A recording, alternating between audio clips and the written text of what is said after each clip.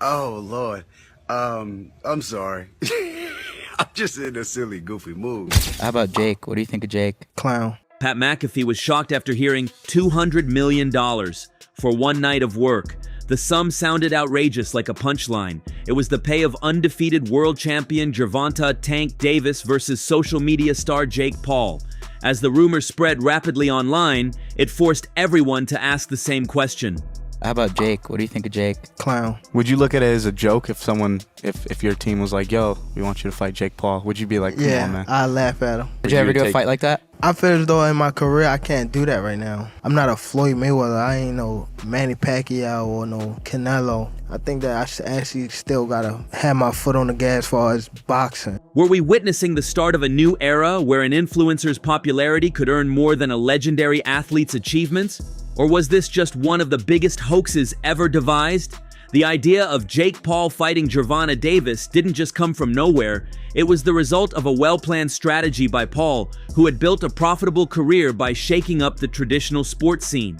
After moving on from his Disney and YouTube fame, he stepped into the ring and began challenging the biggest names, from MMA legends to boxing purists. On the flip side was Gervonta Davis, a fierce talent and one of boxing's top pay-per-view stars. Tank was, and is, the real deal, a champion with incredible power who sold out arenas. The thought of him in the ring with Jake Paul seemed absurd given the vast differences in size, experience, and background. You said that you'd like to go up against Canelo Alvarez. What gives you the f***ing right to call out a 59-2 boxer, one of the greatest of all time, when you've not yet proven yourself? I'm predicting what's going to happen three more years from now. So I'm going to get to his skill level and beat him. I have one of the greatest self-belief systems in the world, and I know what I'm capable of, and with this new team, I can give Canelo a serious f***ing run for his money. Yet absurdity sells in today's entertainment world. The combination of genuine skill and unprecedented online fame was too compelling to ignore. Then the number surfaced, $200 million. Once that figure hit the internet, the conversation shifted from playful speculation to outright disbelief. Experienced boxing analysts and insiders quickly began to dismantle the rumor. Across multiple platforms, the reaction was clear and blunt. The figure was labeled complete nonsense. One analyst dismissed the idea, suggesting a more realistic offer would be somewhere between $20 and $40 million. Even that would be top-tier money, comparable to Canelo Alvarez's biggest fights. But $200 million? That wasn't just an exaggeration, it was imaginary. Experts noted that no fighter in history, not even Floyd Mayweather during his biggest bouts, had ever received a guarantee that high. The money simply wasn't available. This raised the question, if the number was false, who made it up and why? This rumor had transformed into a puzzle that needed solving, which is exactly what happened on one of the largest sports talk shows in the world. Pat McAfee's show has become a digital hub for sports discussions, a space where trending topics are explored with raw, honest energy. When the $200 million rumor landed on his desk, it wasn't just another news piece. It was a bizarre claim that had to be addressed. Live on air, McAfee and his co-hosts scrutinized the assertion. They didn't just show doubt, they examined the claim closely and revealed it for the absurdity it was. They ridiculed the figure, with one host saying that while 20 million could be believable, 200 was sheer fantasy. This was no private chat, it was a public dissection. They questioned the source, the motive, and the sense of anyone who might believe it. McAfee was, in a way, challenging the rumor itself, using his significant platform to confront the narrative circulating online. It was a statement that in a world rife with misinformation and influencer hype, some things were just too ridiculous to let pass. Gervonta Davis's guarantee. I call bullshit. Me too. I call bullshit. $200 million is a lot of money. That'd be the most any athlete's ever made in one event, in one night. Where are they getting that money? I mean, it's Netflix. Okay, Mike Tyson didn't make that. Jake Paul didn't make that. No. 20 million, I would believe, not 200 million. 20 million seems realistic. That's a lot. Even because Netflix is bigger, but there's no pay-per-view model. So, and Gervonta is a big pay-per-view draw, especially for being a lighter weight class. Yeah. So 20 to even 40 I can get. Oof, that's a lot. 40 I can understand. When push comes to shove, though, you know, like 20. Like Canelo's getting that 40. Yeah. But Gervonta Davis, he was, especially on Showtime, he's a big pay-per-view star. Yeah. He's a knockout artist. 200 mil is just completely false. God, Jake is so much bigger. Yeah, man. I mean, so much bigger. I don't get it. If he thinks this is going to make him legitimate in boxing, I just don't get why he do it. However, while McAfee and his team were busy dismantling the financial lie, professional fighters were grappling with a different betrayal. For fighters who have invested their lives in the demanding world of boxing, the Jake Paul phenomenon is tough to digest. Their responses to the rumored Davis fight showed a deep rift in the community. On one side were strategists like Shakur Stevenson. He calmly analyzed the fight from a technical perspective, acknowledging Jake's considerable size advantage, but confidently predicting that Tank's superior boxing intelligence and skill would lead him to an easy win by decision. He respected the business, even if the matchup didn't thrill him competitively. I mean, size will play some part of the fight, but if I'm thinking like I'm Tank, I'm probably just gonna go out there and try to outbox him and use my knowledge and IQ against him. So I can see Tank just outboxing him and making it real easy. Nah, not at all. I think Tank is he's been boxing his whole life. He's been boxing since a kid, so I doubt like that's gonna be an issue or problem. I think Jake is good for where he's at. On the other side were fighters like Platinum Mike Perry. His response was much more intense. Perry questioned Gervonta's heart, suggesting that taking this fight was not about competition, but about cashing out. He couldn't understand why a champion at the peak of his abilities would validate an influencer by stepping into the ring with him. Jake is big, Tank has a lot of skill, but I don't think he's the same Tank that we saw the most incredible knockouts. We saw him, I mean, Lamont Roach performed great. They went to draw and, you know, I just don't know. And Tank walked away. I don't know if he loves it enough to beat a guy who outweighs him by 80 to 100 pounds. To fighters like Perry, it felt like a slap to the face of the sport, a sign that a fighter's legacy could be bought for the right price, no matter how absurdly high. At the center of this controversy was Jake Paul himself, a master of calculated chaos.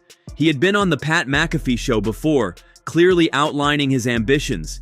He spoke about his love for boxing, how it rescued him from a mundane life and gave him a new purpose. He openly addressed the constant claims that his fights were rigged, skillfully rebranding them as unwitting compliments to his abilities. Jake knows that in today's world, controversy is valuable. He understands that every criticism and every doubtful commentator only boosts his notoriety. He even shared an incident with on-air personalities who spoke negatively about him, showing that he thrives as the villain, the outsider. He's crafting a narrative where he is the disruptive force challenging a crooked system, and the $200 million rumor, whether true or not, fits perfectly into that chaotic storyline he is building. But I always knew I was going to become one of the best fighters in the world, and I'm still on the goal to become world champion. And pretty much that's the only thing left I have to do in this sport. Had the most viewed fight ever, knockout of the year, beat a bunch of legends, but now I want to become world champion. And Chavez this Saturday is the step to get there, to be able to be ranked by the sanctioning bodies. And it just feels good to continue to improve fight by fight, and I'm thinking this is going to be my breakout performance. I always want to knock out my opponents. That's what boxing's about, and boxing's been boring lately. People running around the rings, not a lot of good fights, so I want to be the guy that's known for having the biggest knockouts, the most exciting fights, and that's what I hope to do on Saturday. This is not just going to be a win, this is going to be an all-star performance and a highlight reel KO. I think my opponents take me very, very seriously. I think that the people on Twitter and the regular fans genuinely think that my fights are rigged, right? Dana White started this rumor. He started this rumor that I was on steroids, this battle and warfare back and forth between us two. And I take it as a compliment because people genuinely can't even believe the fact that I've beaten some of the names that I've beaten, and they chalk it up to that it has to be fake and that he paid these people millions and millions of dollars to take dives. So I find it flattering, but at the end of the day, my opponents have to take me seriously, and they know what I'm capable of. What many fans might not notice is the intense chess match playing out behind the scenes with boxing's emerging power brokers. A prime example is Turki Alalshik, the man whose vast wealth is changing the sports landscape. Recently, Alalshik revealed that a fight between Canelo Alvarez and Jake Paul was a real possibility. Canelo, Jake Paul's made a lot of noise, especially last week. Do you take any notice of him? Who? Jake Paul. Do you take any notice of him? He said That 2 years. The team I'm thinking about is why you guys asking me for that especially fight, Jake Paul, please guys. I think some people would maybe love it in if 2 you years, like he said, maybe in 2 years we can talk, but because I think some people would love you for knocking him out. I think that's maybe that's right. Yeah, you're right. You're right. Maybe that's right. But in 2 years we'll see, right? I hope he improved more and he do a really good job. Normally wouldn't. Everything is good for boxing. He bring more fans to in boxing. Everything is good. Everything is fine. However, he personally intervened and stopped it. Why? He explained that a fight with Jake Paul would tarnish Canelo's legacy and lessen the anticipation for a much more significant matchup against Terence Crawford. Alalshik admitted to deliberately leaking false information to the media to steer attention away while he secured his blockbuster deals. This shocking revelation adds crucial context. It shows that in modern boxing, rumors serve as more than mere chatter. They are tools. They can be used for leverage, as distractions, or as marketing strategies. The $200 million Tank rumor suddenly appears less like a random falsehood and more like a strategic move in a much larger, unseen game. This was not the first time a viral stunt involving a top boxer had propelled Jake Paul into the spotlight. Just recall the notorious incident with Floyd Mayweather. Ahead of Mayweather's exhibition bout with his brother Logan, Jake confronted the boxing legend and, in a moment of promotional brilliance, snatched the hat off his head. The chaos that followed was captured on every camera, creating a viral sensation that took over sports news for days. It was theatrical, childish, and utterly brilliant. Let's do it. Let's make it happen. Let's make it happen. Yes, sir. Get the paperwork for this bum. Get Al Hammond. Absolutely. I don't need Al Hammond. Let me call Al Hammond. I'm my own boss. I'm my own boss. One night. Got your hat. Got your hat. Got your hat.